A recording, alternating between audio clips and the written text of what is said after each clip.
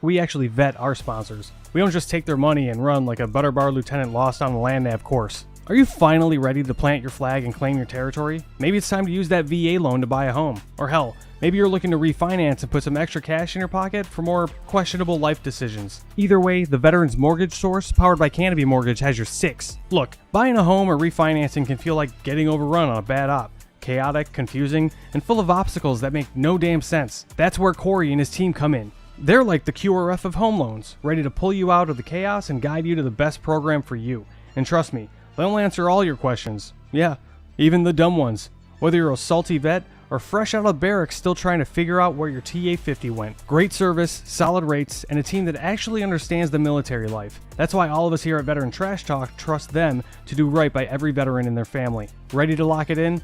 Give Corey a call or shoot him a text at 808-699-7874. That's 808-699-7874. Don't wait. Unless you like overpaying and getting treated like an FNG. The Veterans Mortgage Source is powered by Canopy Mortgage, LLC. All loans are subject to credit and property approval.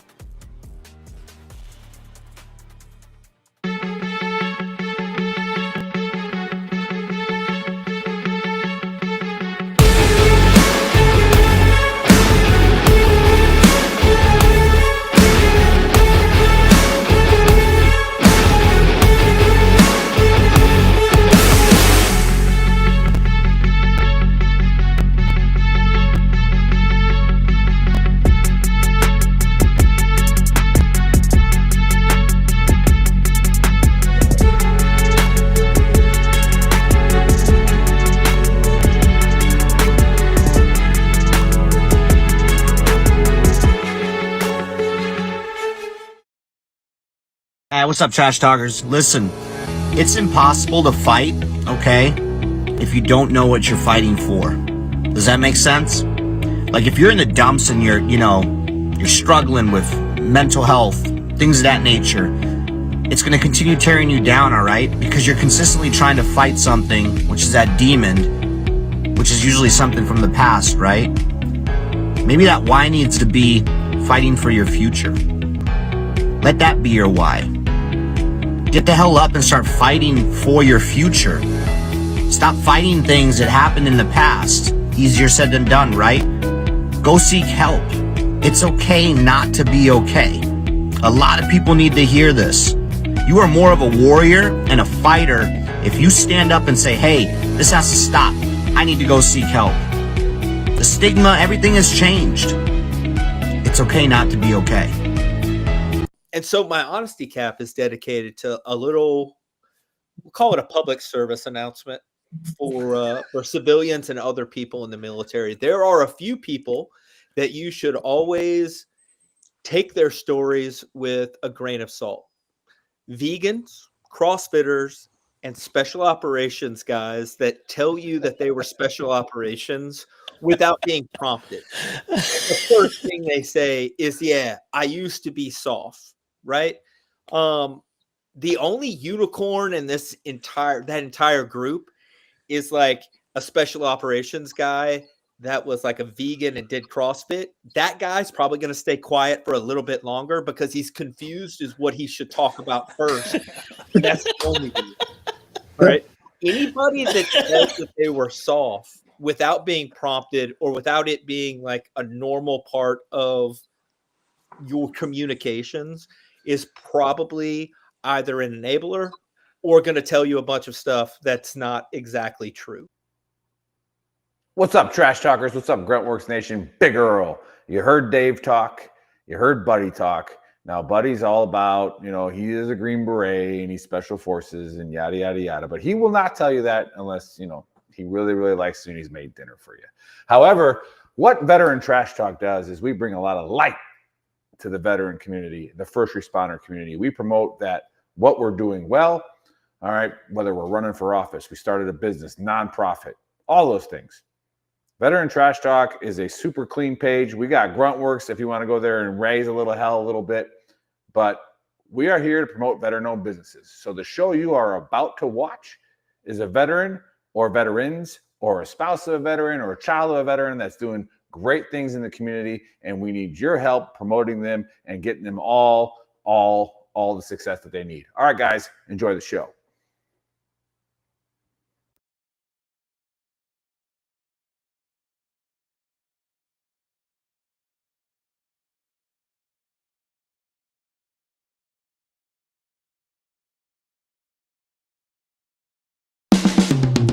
This is the Veteran Trash Talk Hour, hosted by Nick, Dave, and Buddy. Real warriors making fun of other real warriors. Try to not get triggered.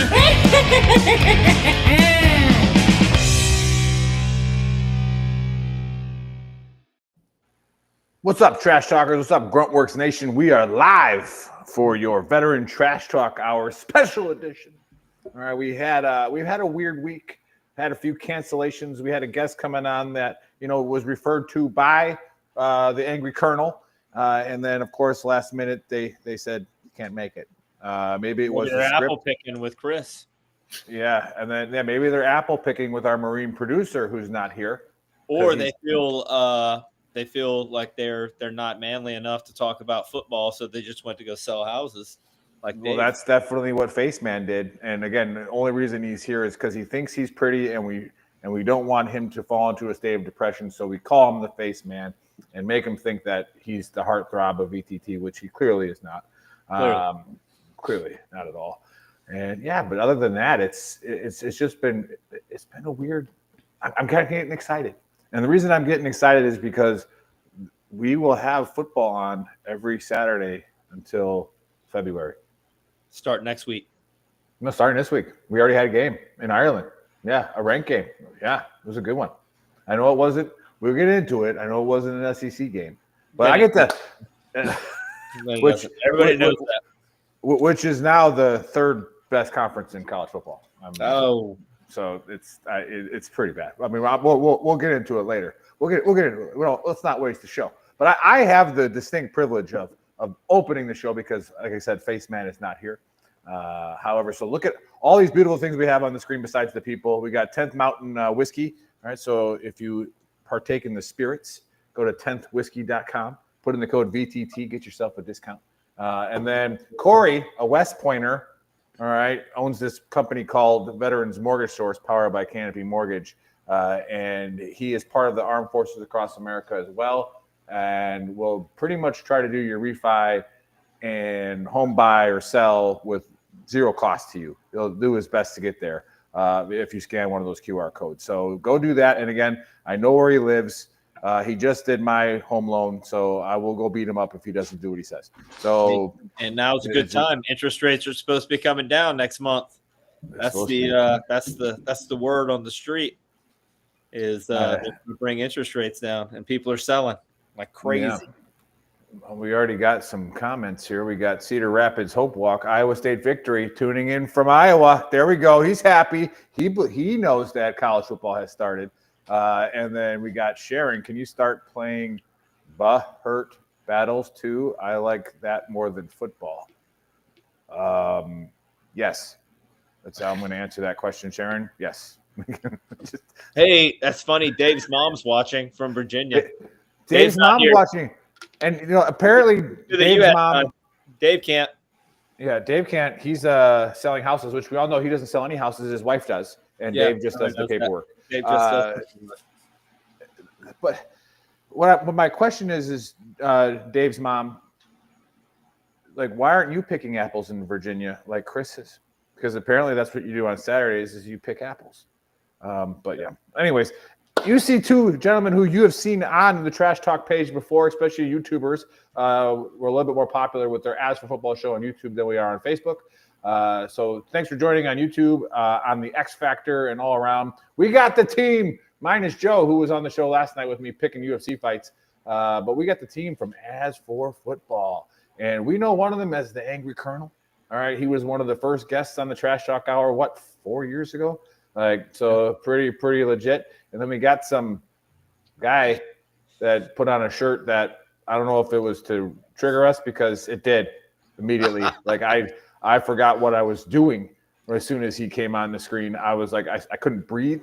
Right. I started to like what? Anyways. So yeah, what tribute? Maybe it's a tribute like West Point does when they're like every year they pick like some random unit and they like make so this is from the year that we had the first Cav division shirts, but I did spend my 5 years in the Army in the cavalry, so I don't know what to tell you. I didn't realize you would get triggered by that, but here we are. Hey, How does it feel to I still never can't breathe. walk on the earth for 5 years? If you It just feels on your pretty feet, goddamn good if we're being honest with each other. dismount. I've told this story before on the show. I once saw a cavalryman.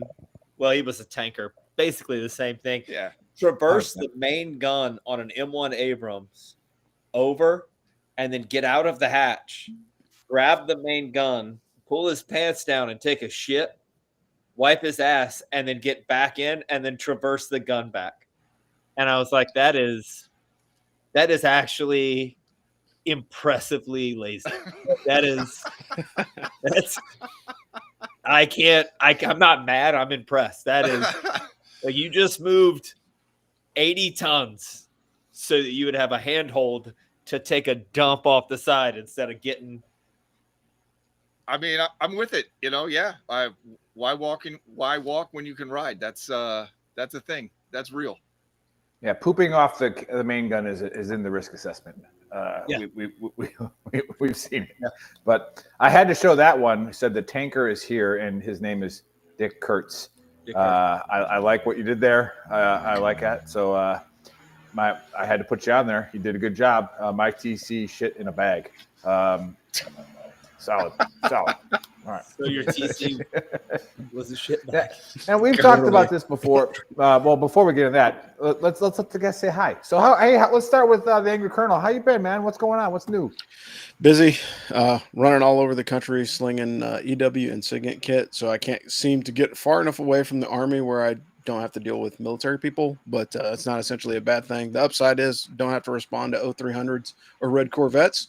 So, that's the upside. The other part of it is I'm connected to the community still, helping out, trying to deliver capabilities to the warfighter sooner rather than later in anticipation of the next big thing that is probably already happening, but nobody wants to acknowledge it.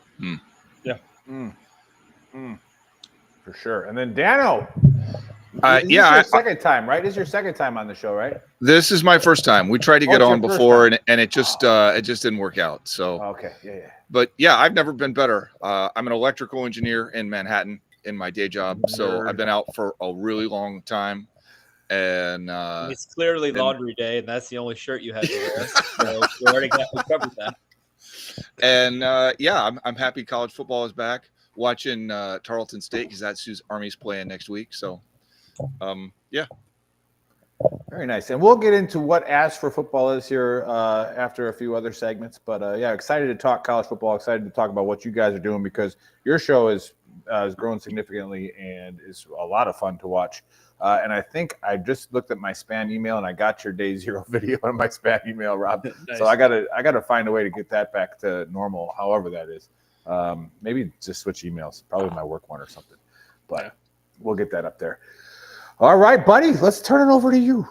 Yeah, so we're doing a new segment, which is it's going to be more of a conversation. We're just going to come up with we're just going to have a topic that we talk about instead of doing a conspiracy or an honesty cap and going into a rant. And since we're talking about football today, I was thinking about I went to my son's football game last night, and I've noticed that the teams, no matter what, like they played what's supposed to be the number 13 team in the state last night. They did fine. They held their own. But I've noticed that the teams as a whole keep getting smaller and smaller and smaller. And I was like, man, I don't understand. Like, when I was growing up, like that's just what you did. You went and you played football, especially in the South. You played football. You played football with your friends, and you played football at school. You played football and Pop Warner and all that other stuff. And but I thought about it, and I was like, I wonder, what do you guys think is the reason that that kids aren't really going out to play football? Is it the fact that there are other things that take their attention, like technology and other stuff? Or like the thing that I was kind of leaning towards is like, it seems like since cable and regular TV stopped showing football and basketball and sports, and now you have to stream it, or it seems like it's almost, now that it's less accessible to people to watch sports, they don't see it at a young age because their dad isn't watching football games unless he has the SEC package from whoever, you know what I mean? Because you can't just turn on NBC unless you have the app or you have whatever to watch the game. So they're just not getting exposed to it because they don't really have access to it. It's kind of where I was like, I wonder if that's it, or what do you guys think is the reason that it seems like? Is it the sport? Is it the aggressiveness of the sport, and people just aren't as aggressive, or what? I think a lot of it is the concussions. The parents got scared by all the concussion talk. I live in Connecticut, and I wouldn't say that this is a big football state, and I don't think it ever has been. You look at lacrosse UConn up and there. What's that? But The lacrosse area up there. Right. All Lacrosse the and best kids are playing lacrosse and they're playing baseball. And Yep. so we also have tiny football teams. My little town of Stratford here is, god awful in football. You'll have maybe 3 kids from the whole state of Connecticut play college football someplace other than UConn. And so I don't know that I'm the best, but my high school, I went to giant 4A high schools in San Diego and Tampa, Florida. My father was a Marine, we're moving around and it was totally different than what I see now. And I don't know if that's partly cultural. I mean, it probably is, but yeah, the kids here are just doing different sports, and those that are doing sports at all. Yeah, well, that's the thing. And I'm not just talking about football. I mean, it seems like there's a decline in all sports. There's a decline in kids playing outside, period, but there's a decline in all sports. And and I will say that, since we're talking about football specifically, my kid, they're not. I would say that their team is not probably mentally as strong or tough as we were, but they are so much more technically advanced and understand the game. Their football IQ is so much higher than mine was. Block the guy in front of you and try to break his back at some Bo point. Jackson, hey, just tell me left or right. I don't need to practice. Right. Yeah. You know what I mean? For sure. What are you trying to do? Hit somebody hard. That's really, I just want, I can remember my coach saying, just knock snot bubbles out of his nose. That's all you need to do. Okay. I'm just trying to, do you got bubbles? No. But they're technically, they're heads and tails above where we were. So and being that they're technically better, they're also a lot safer. You know what I mean? They're not leading with their head as much. They're not trying to kill somebody when they're playing. You know what I mean? So I think a lot of parents get very into sports for their kids. And it's worse now than it was when we were kids. And it was bad enough when we were kids, right? I mean, some of the shit that my folks said to me was just unbelievable. But nowadays, these parents just look at their kids' sports as a straight up investment. And it's like an industrial complex. If you play hockey, which is another huge Northeastern sport, Jesus, they're at tournaments every week. And you're going to spend tens of thousands of dollars on that shit. And then turn around and be like, what do you mean you didn't get a scholarship? We spent that your kind whole of goes back thing. to the accessibility thing. Absolutely. If you talk about baseball, you know what I mean? I've seen kids that were 10, 11, 12 years old playing baseball, and they had regular practice, but then their parents Travel were team, batting practice, throwing practice, tying your shoe practice, running the baseline practice. There's all these tons of practices. The regular kids are priced out of being able to enjoy playing a sport. And baseball, 100%. If you're 10 years old and decide you want to start playing baseball, it's too late. Partner, you missed it by 5 years. I'm sorry. You're too far behind. It's crazy. It's insane. I mean, I swam all 4 years at West Point. I just swam a 15-mile swim race with my team. I've been a competitive athlete for 42 years at a reasonably high level. And I didn't start until I was 10. And it's crazy. I mean, it's absolutely insane. It makes sense that a guy that wears a Cavs shirt would be a swimmer. Yeah, because swimming is not really a sport; it's like a hobby. That's a mode of trans. You're talking about. We're talking about sports. You're talking about a mode of transportation. It's like golf. You're talking about bowling, how to get. That'd be like me saying I'm on a competitive road marching team. It's not a real thing. You're just trying to get from one place to another. This kind of goes with like what Buddy's saying is, making fun of those activities that I like too. I like, my daughter is going to be a ranked Southern California in the 800 and high jump this year as a junior. Nice. But I still make fun of her. I go, that's not, it's just track's a hobby, right? Like you're running, you're running, right? And like, it doesn't matter how fast you run. If that other person is faster than you, you can't trip them. That's illegal, right? Like, but if, I guess you can hit him over the head with a baton if it's a relay, but that's a different story. True. That's legal these days. But it is not great for these kids to start at 5 and be under so much pressure. So you've got 15 years of like quasi-professional level training by the time you're even entering college. Like that is not good for you. Yeah. Well, so two things. I'll jump in real quick. The first part is I blame Will Smith for freaking making the movie Concussion, because I think that makes a lot of people leery of CTE. I think like my 17-year-old nephew was talking about CTE a couple weeks ago. Like, you're 17, man. Like, nothing that you do should lead you to have CTE, like particularly if you're not playing a contact sport, right? That's the first part. The second part of it is like, it's a business decision these days, right? So I have to be good in high school in order to get paid in college. And so as Buddy was saying, like if you start at 10, you're already behind the power curve because you're missing out on opportunities, right? With name, image, and likeness, you can start monetizing yourself in high school, which is sick to really think about. But, as part of, athletics in general, like we grew up with guys with massive shoulder pads and neck rolls and bull rings on their masks and guys that just like tried to knock the shit out of people every time they were on the field.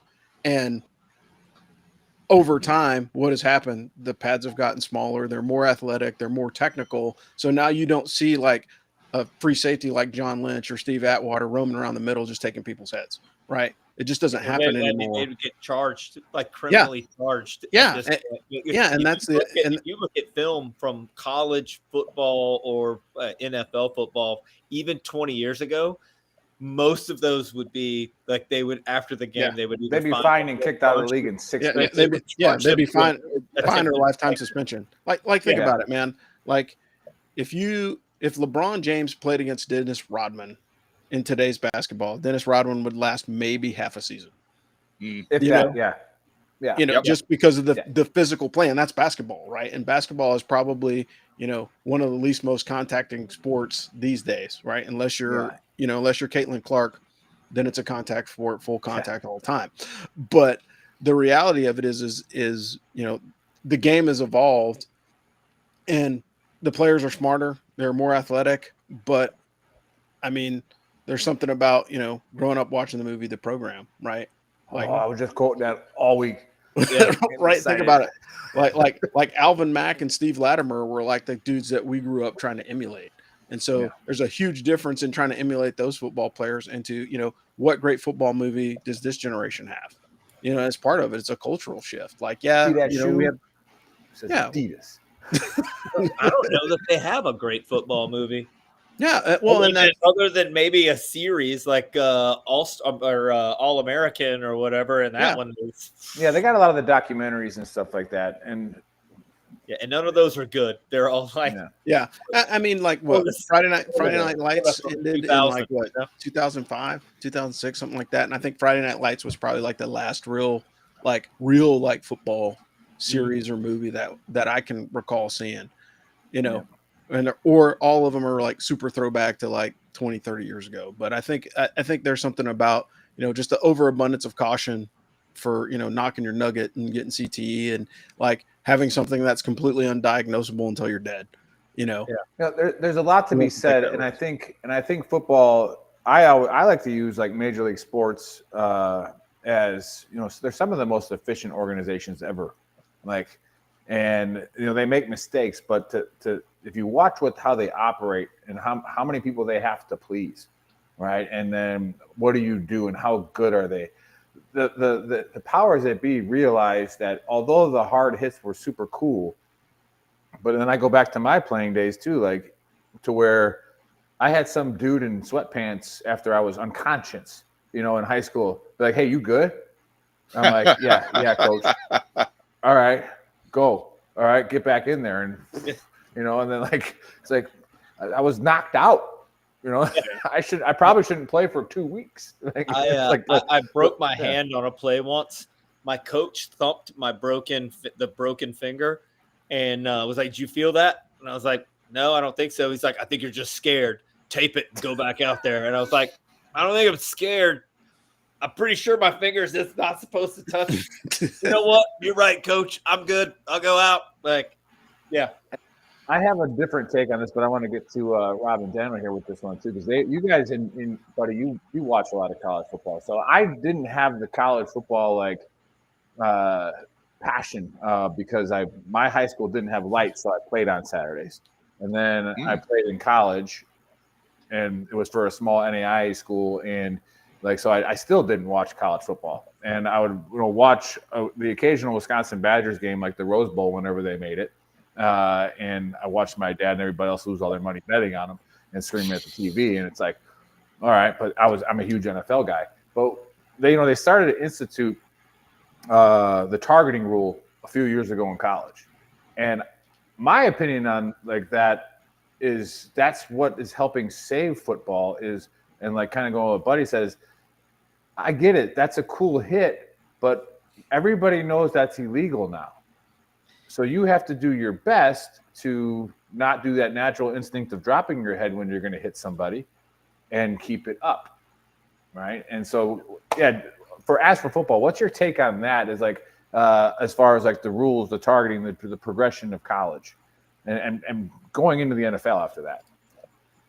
They probably don't really have any choice but about doing it. Like you said, they've got to please so many masters, and it's big business, right? They can't have somebody break their neck or whatever on the field. That's bad for business if you're a sponsor. So they're doing the best they can, but it's damned hard to officiate.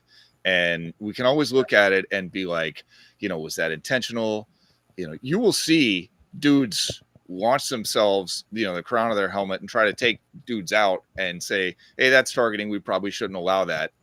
Okay, fine. But it's a shame when, for better or worse, it's clearly unintentional and dudes get thrown out and they end up missing, second half of the game and then the first half of the next game. Well, and they lose half of the next game, right?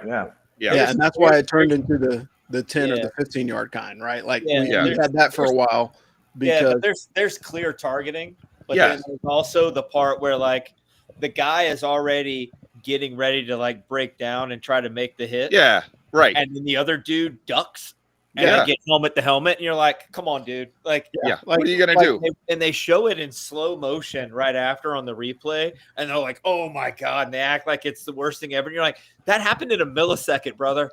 What are you talking about? Well, go ahead, Rob.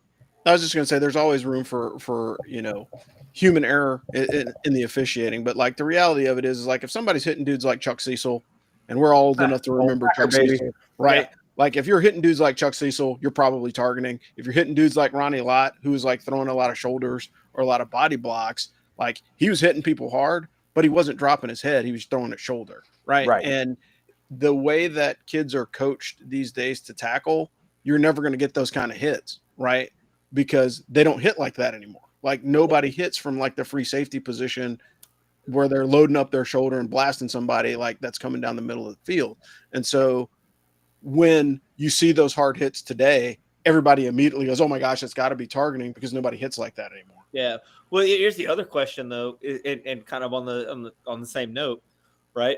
So the defensive player gets target. You got your targeting, right? You helmet to helmet. Gotcha. But what about people that run like Eddie George? You know what I mean? Who was known for dropping the boom on you, or even any of those running backs that were known for laying the wood on you, and they're dropping their head. How is that not offensive targeting? You know what I mean? It is in the NFL. You can get a penalty for leading with your helmet as a running back. Yeah. So. But I think it's so hard to call. It's so hard to call because as you're falling forward, where does your head go? Yeah, exactly. So you never see it. Yeah. Well, you also you think about dudes like Marshawn Lynch, who made a living of trucking people, right? And and again, from the sport aspect of it, there's something cool to watch, like a running back like tear somebody up. Like go back and watch Earl Campbell highlights. Like nobody has a problem watching those, right? Well, that's the football that you loved. That's like Yeah. that's what you wanted to see, like a dude just Like blue collar, like just owning dudes. Yeah. crushing people. Yeah. Yeah, and then, It's- buddy, we talked about this pregame, and that kind of this was getting what your point was, and my little take on the size of football teams and just overall people being athletic as opposed to being, it almost became, Rob knows this, you almost got made fun of for having a Ranger tab in regular units, like where it was like, oh, the Ranger's here, yeah, he is, and he's going to show you how to do it right. Like, that's we're better than you, and now it's like where athletes are almost like made fun of. Oh, you're just a jock. Yeah. Like, I am. That is, I'm also in that's honors definitely classes. something I've seen in my own personal life. Yeah, it's like the world is split. As a guy who's, I competed as a triathlete for a long time too, and I work at an electrical engineering firm. Yeah, and they thought I was from Mars, like they thought I was from another planet.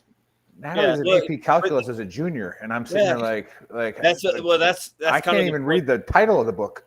Yeah, that's the point that I was going to make, Nick. Like I look around at these, and granted, there are some football players on like my son's team that are a lot like me, just trying to get the highest C they can get. You know what I mean? And they're struggling to do it, but legitimately, I would say probably closer to 75% of that team are A students, B students, and they're getting, they got like, 4.0s and are in AP classes doing all this and playing football. They're not the jocks of old like we were, that they just knuckle dragging around like football time.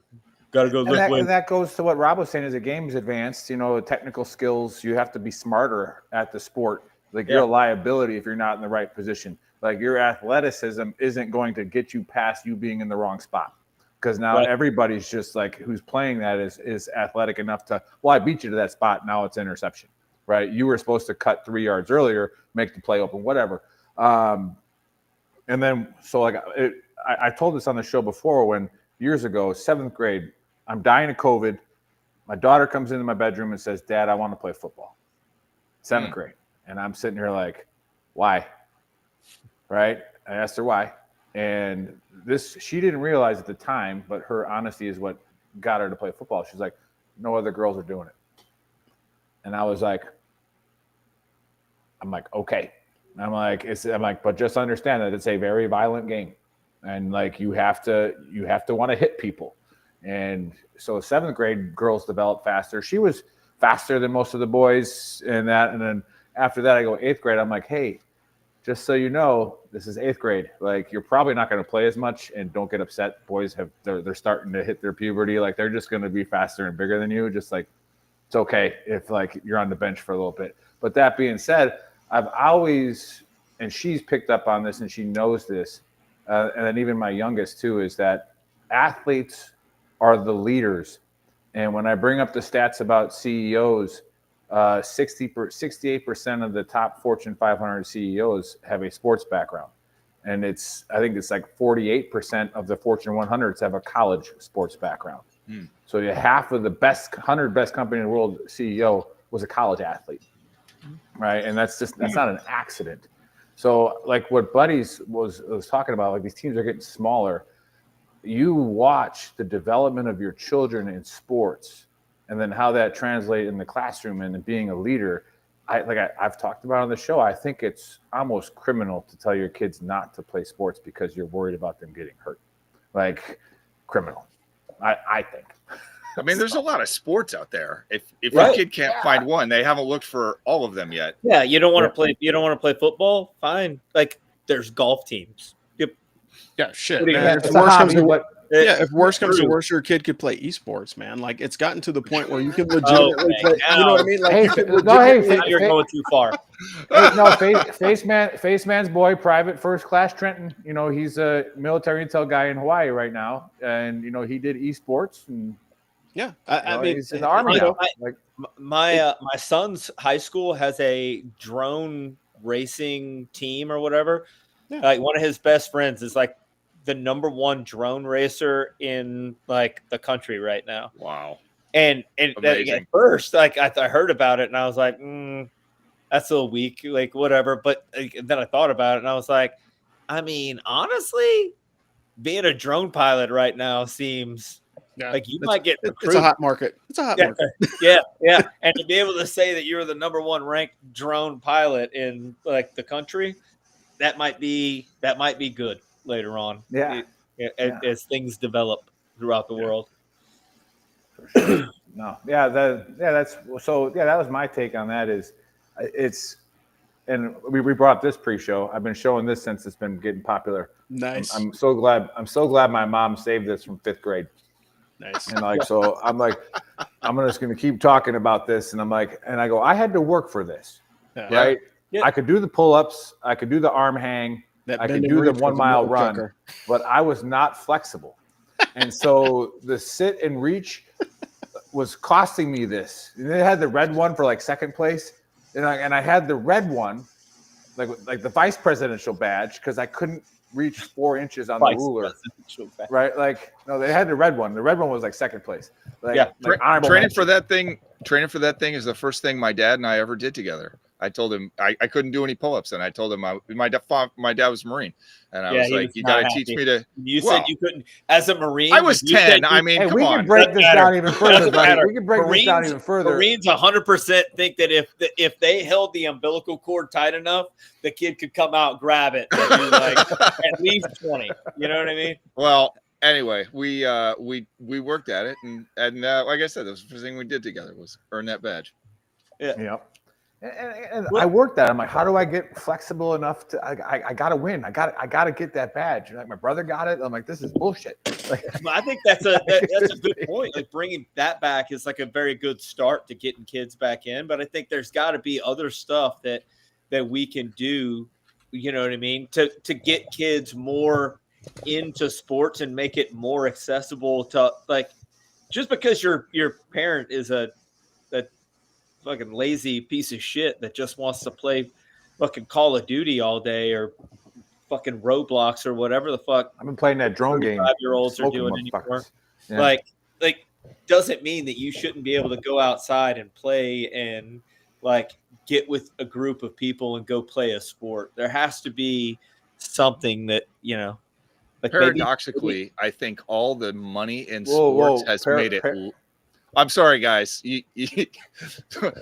With apologies. You are engineers, so I'll give you the benefit of the doubt on this one. But on the Trash Talk Hour, we have a rule: you can't use words you can't spell.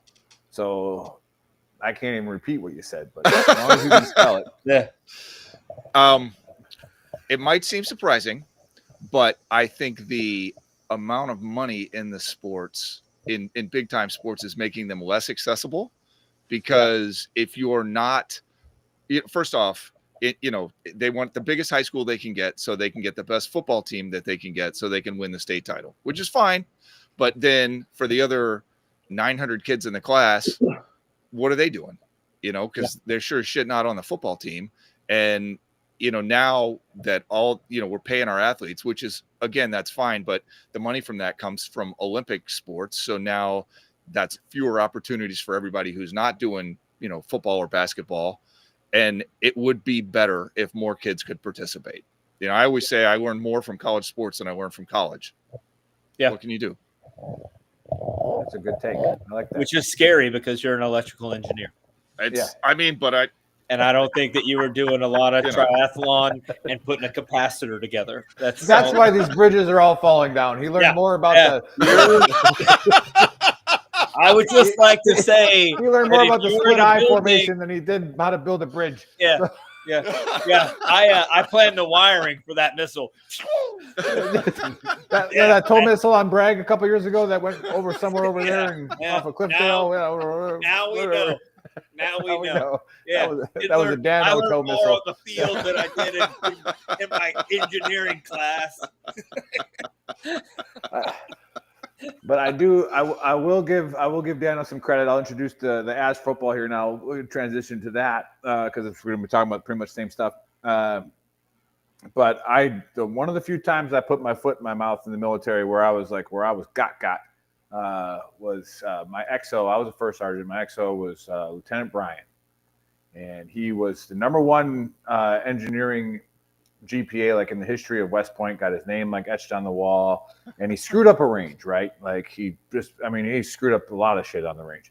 And me, I go over there, I'm knocking on the door, I'm like, hey, everything all right here? And he's like, he's like, not right now, first sergeant. I was like, I know what you're doing. I don't want to like. I'm like, no, we should talk about this. Like, you're supposedly like this really, really smart guy from West Point that has his name etched on a wall and couldn't do an ammo request properly with the right date, And I'm like, so I was like, what is West Point even rank in engineering? Like 500th? He goes, why don't you look it up first, Sergeant? And I was like, all right, I will. I was like, oh, shit. Never mind. It's a pretty damn good school for engineering. So I get to introduce Dano and Rob from Ask for Football, two great Americans that love watching their show with what they got going on for college football. So, guys, tell us what's going on. What's going on with Ask for Football? A lot. We cover mostly Army sports. I mean, it started, I was just writing on my blog, and a couple of guys had a meme account on Instagram, and one of them reached out to me and they were like, do you want to write on our website? And, flash forward a few years later, and we've sort of turned things over, and now I'm the editor, and we're like a real organization. We're like almost more serious than I wish we were, but we're growing, and people love Army football. It helps us, obviously, that the team has been good. But we also cover other football. Like, we have a whole show, College Football Roundtable, that is Rob's show, that is for, guys like yourself who are NCOs who like college football, don't really give a shit about West Point. I mean, I get that. That's okay. There's nothing wrong with that. I grew up in a Tennessee household. I mean, it is what it is. And we're just trying to put it out there, and so far it's been going okay. I don't know, Rob, you want to add to that? Yeah. So, the roundtable, honestly is a hedge, because there's been years when Army has not been so great. We've had a good got a good stretch with Coach Monk in there, and he's been a great addition to the West Point football program. But even still, there's always something to talk about with college football. Like even if Army didn't have a team, we could have a whole other show about college football, because there's so much going on. There's 136 teams that are playing just about every weekend. So there's a lot of content there, and there's lots of controversy. I mean, like if you are a fan of the SEC, and I don't know why, but if you are a fan of the SEC, there's always going to be somebody in the corporate freaking sports media that's going to be banking for Alabama. Well, we've got to figure out how. Yeah. Me and him would not go well together, because I'm gonna take a deep breath real quick, because what I just heard was somebody who says that that Army has a good football team throwing shade at the Tide. I need you to calm down a little bit. Option all right. Left, option right. Just no. Here's the thing. But everybody think about what we're saying. Everybody's entitled to enjoy their opinion, but the SEC has not been as good as they have been in the past with Nick Saban as a coach, right? I think we can all agree with that, right? I will say that you could say that, but you're talking about a guy that doesn't coach football anymore. The peak of college football performance with like here-ish. It's still real good. We're just not at Mars right now. We're in between. We're like at the moon. Yeah, and the best part about name, image, and likeness, though, is some of the turmoil in college football, right?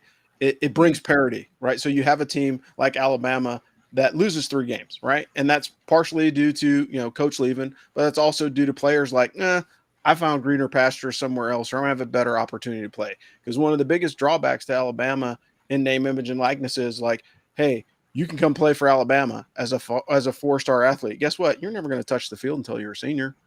That's a guarantee. Like, why? Because there's 4 and 5 stars everywhere all over that team.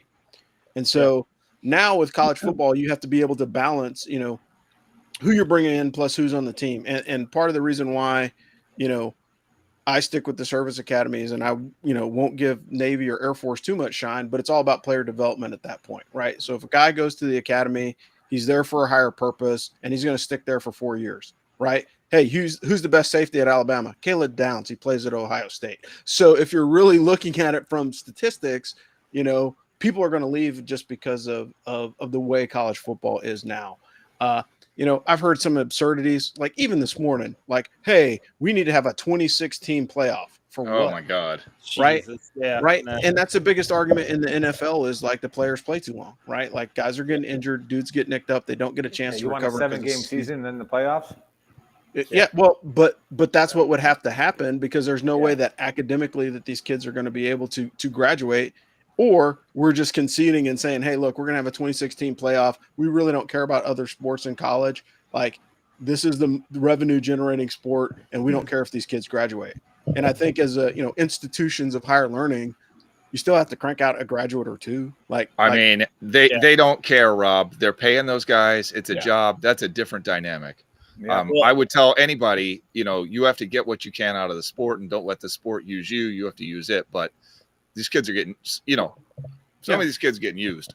Yeah. What I want to get at Buddy for is, and then, Daniel from Tennessee is, why did the North win the Civil War? What is the main reason? I don't even know why we're talking about this right now. This has a lot to do with college football. All right. You got the SEC and the Big Ten. All right. They got the ACC. Are we talking about infrastructure, or are we talking about like how many? Why did the North win the Civil War? Why did the North win the Civil War? They had infrastructure and they were able to blockade the South. They controlled the port, New Orleans. They had all the railroads, right? They absolutely could they had all the infrastructure. So now with NIL involved, all right, who are the big businesses in the South? All right, you got car dealerships. You got that's about it. You got Honda. Not true at all. Now you go up to the north. Ooh, that's where all the money is, homie. That's where all the money is. And that is why you're seeing these teams loading up and paying these players like Rob just said. Who's the best safety in Alabama? He's playing for Ohio State this year. What business is in Ohio? What are you talking about? There's lots of businesses in Ohio. What are you talking about? There's lots of businesses. Rich dude other than Dave Chappelle is in Ohio? What major corporations are in the north? What major corporations are in the north? Like an idiot. Why don't you look it up? I will say on a pure money put some NIL money in to get some dudes at Pitt.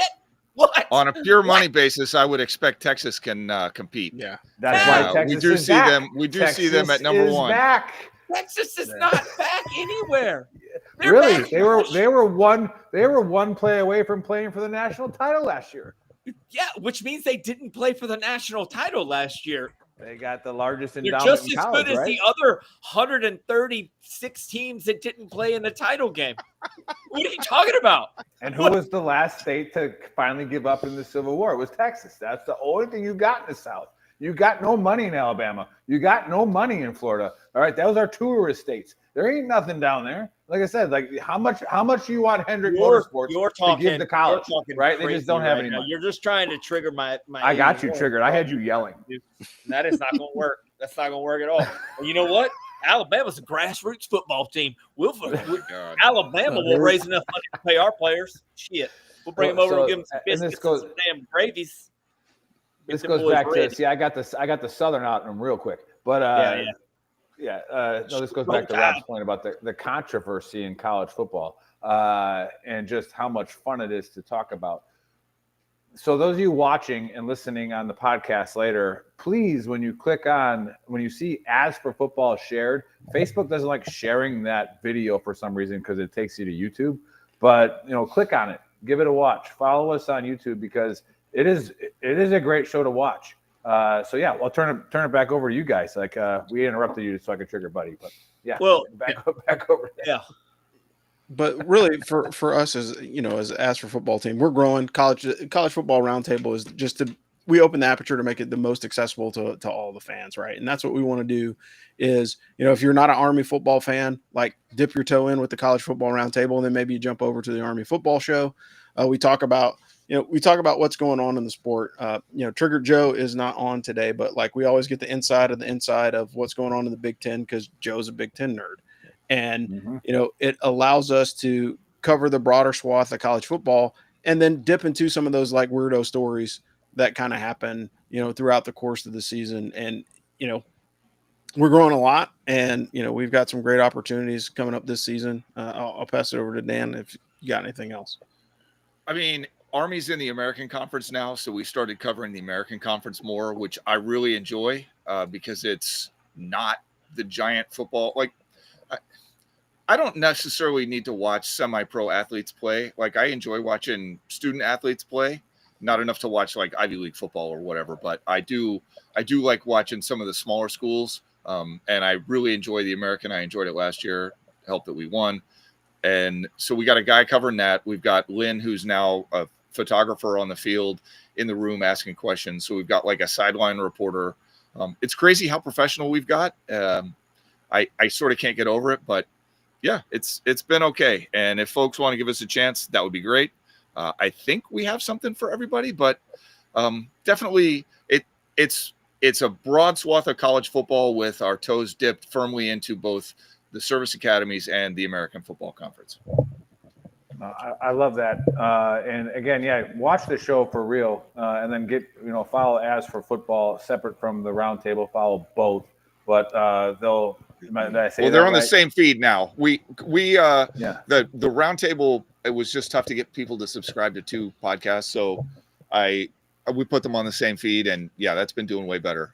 And depending on how good Army is, people prefer roundtable. Like if Army sucks, roundtable is going to take off. I promise you.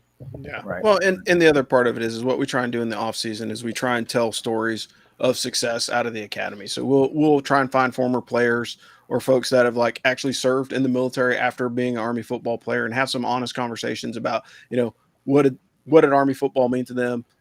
Going back to Dan's previous point about learning more about leadership in college sports than, in the classroom. There's a lot of guys that we have interviewed that have been able to tell their story of, post Army football career.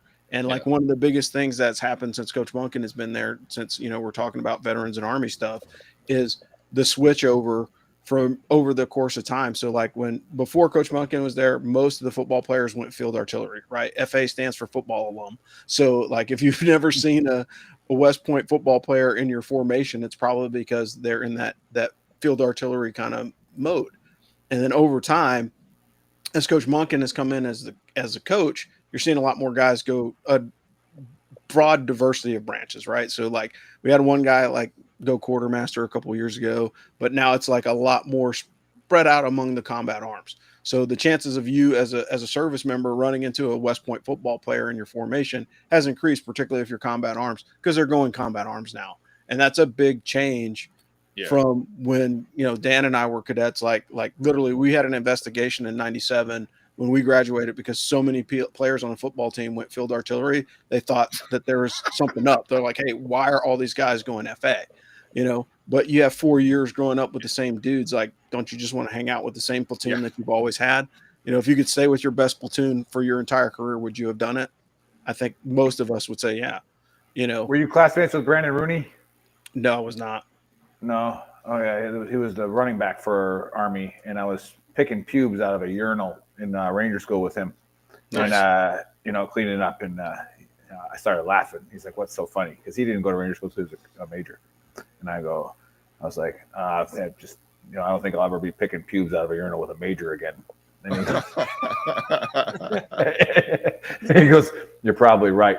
But he had a play. He was on the last Army team that was good before they got bad, before they got good again.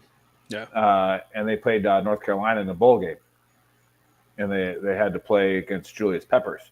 Yeah. Good luck with that. Yeah, for anyone. There was a play that he was talking about this, and this is like one of our patrol-based stories that kept us awake when we were pulling guard. He was like, "Yeah, they had a play that was like, hey, you're gonna go ISO, the end," and he's like, "That's Julius Peppers." Like, yeah, you got to ISO him. And I'm like, no. Like, he's the first pick of the draft. Like, no. Like, so he's like, all game, they're not calling it. And then all of a sudden they call the play. And I'm like, well, shit. Here we go. And he's like, I run over at Julius, and he's in the backfield before I even picked my head up, and he picked me up and threw me 5 yards backwards and tackled the guy, and tackled the quarterback. I was like, okay, yeah, no, but then I like that they're diversifying, because again, we make fun of West Point football a little bit as NCOs, but we would, like we talked about earlier, you play sports, you're a better leader. All right. To be honest with you, that network is so strong that you can dunk on them as much as you want to. Yeah. Well, the redeeming, I guess, the redeeming quality of academy football, and I guess Army being the academy football that we're talking about, is the only one that matters. What sucks for those guys is that, like, the linemen, like, you got to pass height and weight at some point, my man. Like, so, you're kind of put in a position, like, you're not going to be the number one left guard in the draft. Yeah. Because you've got to weigh 240 pounds. That's a life-changing weight drop. I had a classmate of mine that was an offensive lineman at West Point, and we watched him go from 275 to 215, And like, his clothes were hanging off of him baggy his senior year because he had to make height weight requirements, 60 days before graduation. And so that is a thing. Yeah. 100%. I remember those guys. Yeah, I had a bunch of classes with Pat Work back in the day, and General Work with 82nd, baby. Let's go. Yeah, and I remember he couldn't wait to get the weight off. Like, he was excited to stop eating like a freak and exercise like a normal person. Still big dude, don't get me wrong, but a lot of those guys are pretty happy. I've got a good friend, Terry. His son is a tight end. Rob knows him too. And like, that dude does nothing but eat 24/7 when he's not in the gym. So, yep, for sure. So there's a comment that Nick put on there from Jamie Hall, talking about NIL, or back to NIL, talking about what about free education for football? It costs students too much to attend, having to pay for players. None should get paid. And I would say that that is a fundamental misunderstanding of what a student athlete at almost any college in the country has to go through in order to be a student athlete. My kid is a high school athlete, and I pay him minimum wage to do his chores, get A's, and play football, because he can't get football season ends. The next season begins the week after. They're training, they're going to the gym, they're doing all these other extracurricular things, and that's for high school football. For college football, they're going to class. They have to go to class. They have this, they have a standard load of stuff they have to do, but they're going to the gym 2-3 times a day. They're studying playbooks. They're at a Division I, like, nationally ranked, like, doesn't matter, Alabama, Auburn, Tennessee, Pitt, Penn State, any of those. Like, there's so much more to playing college football or softball or basketball or I guarantee if you played college marbles, there's so much that comes with doing that sport that you don't have time to have a job. All these other students are working, they're doing their thing, and then they can get a part-time job. So you're saying that because they play football, they're not allowed to have enough money to take a chick out on a date? Well, I think the other part of it is, the bigger piece of it is like, name, image, and likeness is really a throwback to the 90s when, video games were making money off of these college athletes, and nobody was getting paid. And so it's not even just video games, jerseys. And this is the overcompensation for that, right? So, like, you can't moderate, but the other piece of it is like, hey folks, the NC2A is $1 billion industry. Like, when they put their numbers out, they make about $1 billion a year. And so you can't legitimately say, hey, we're a 501c that makes $1 billion.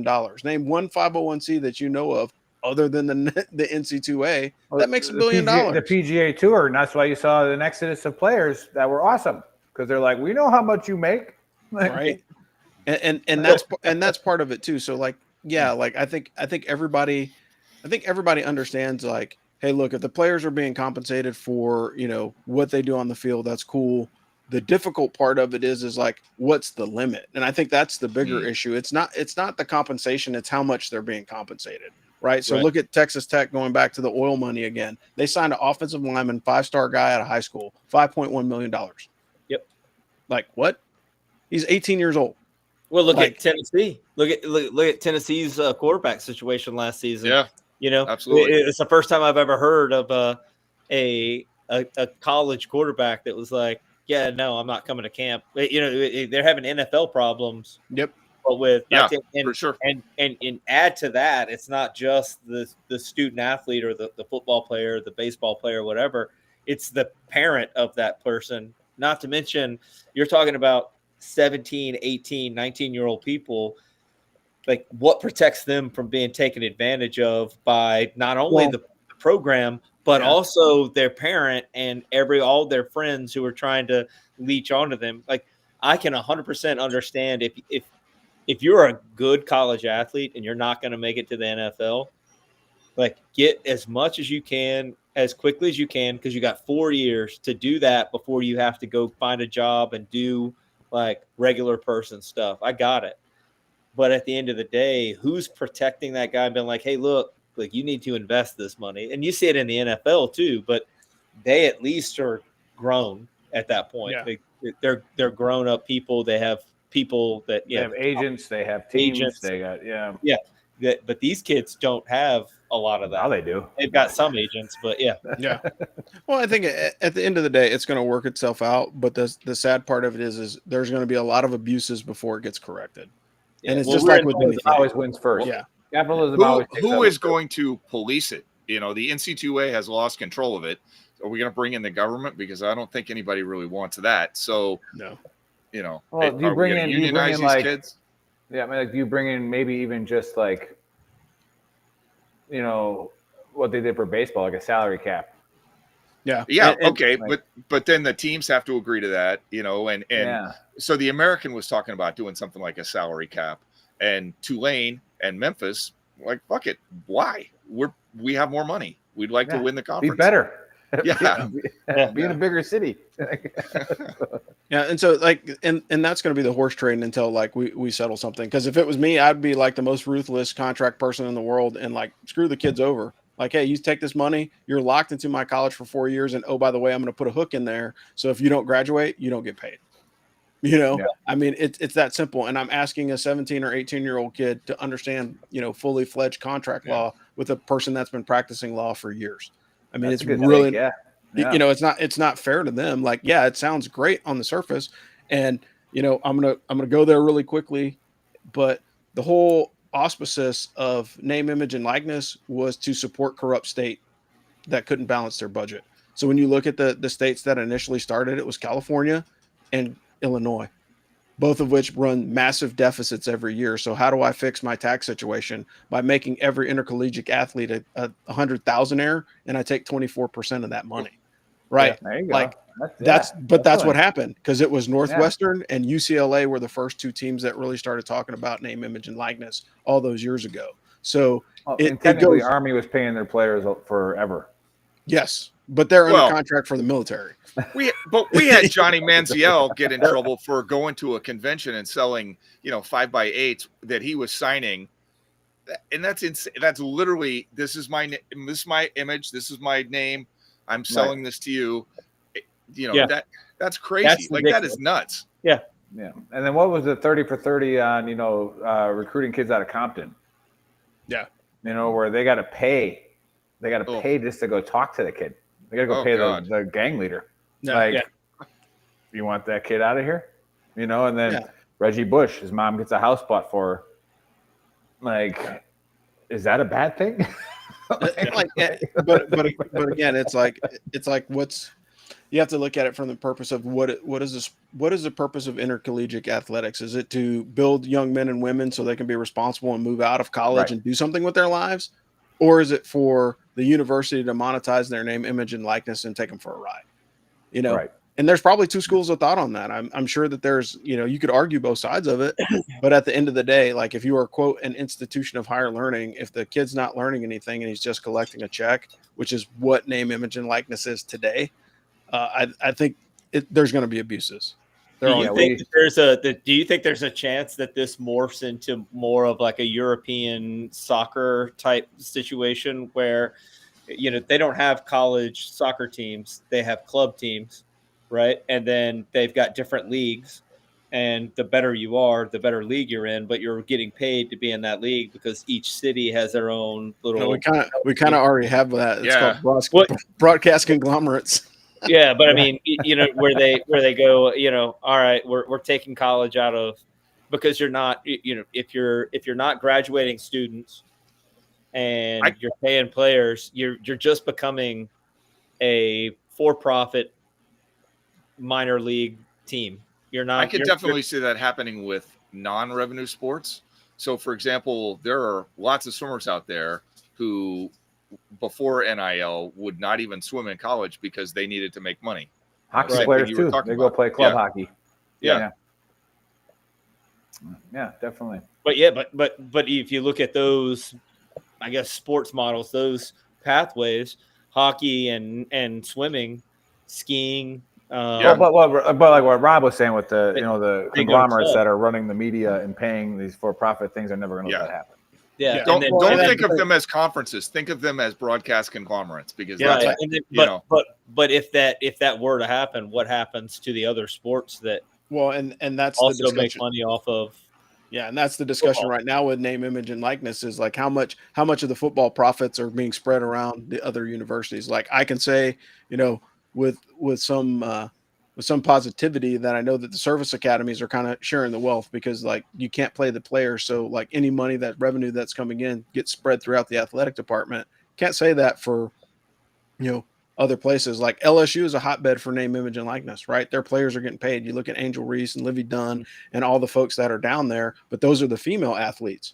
Like we don't even talk about the college football team because we know those guys are set for some reason or another. But like, if you're not LSU, how are you taking care of your athletes?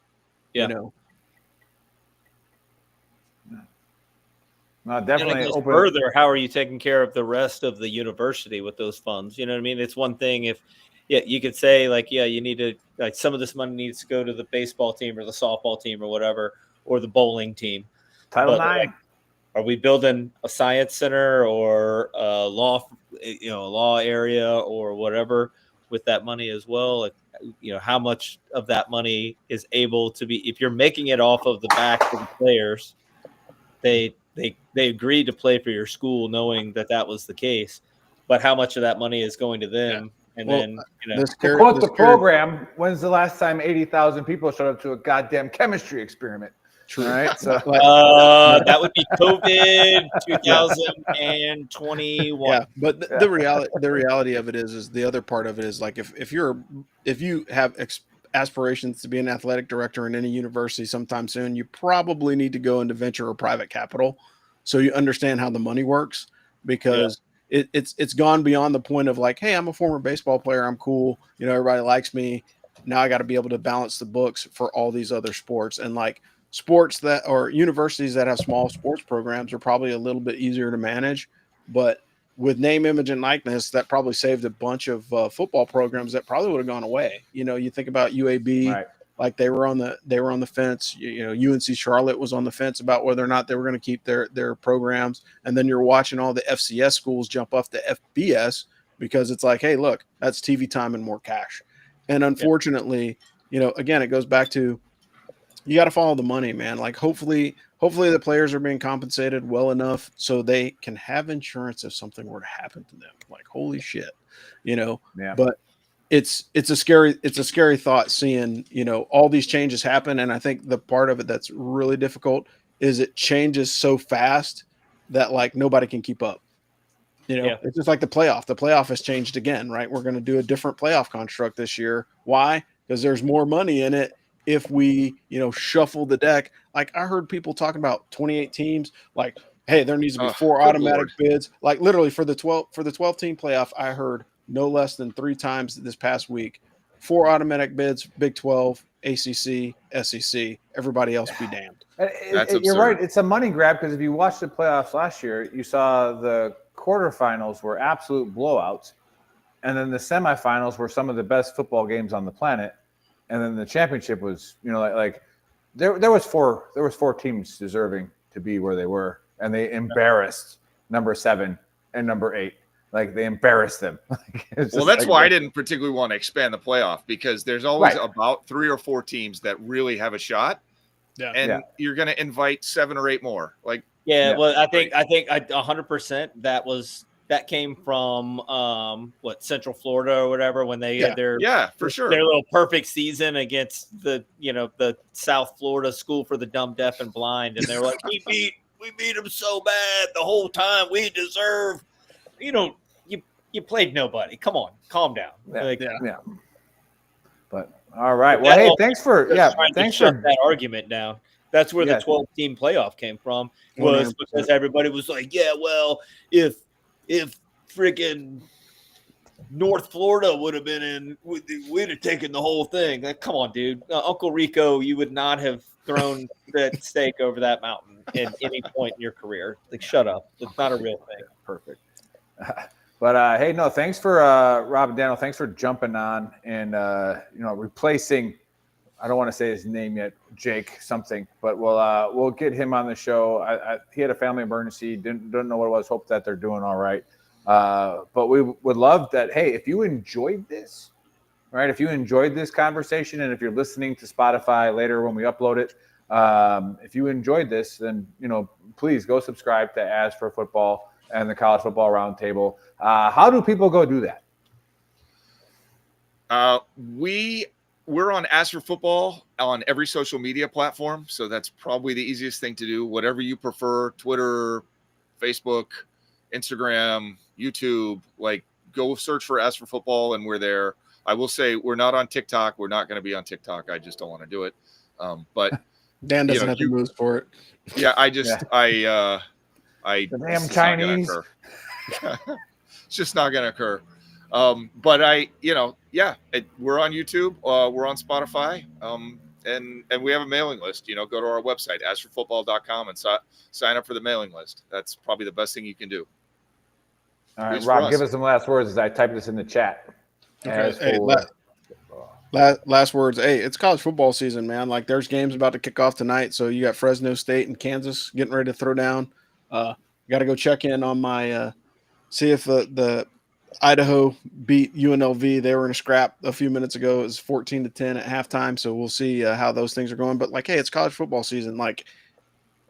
Carving out an hour to do this because supporting friends and family. But hey, Saturdays are for football from here on out. So if you need me, I will be in front of the television watching sports, and probably in front of multiple televisions. So watching it. So.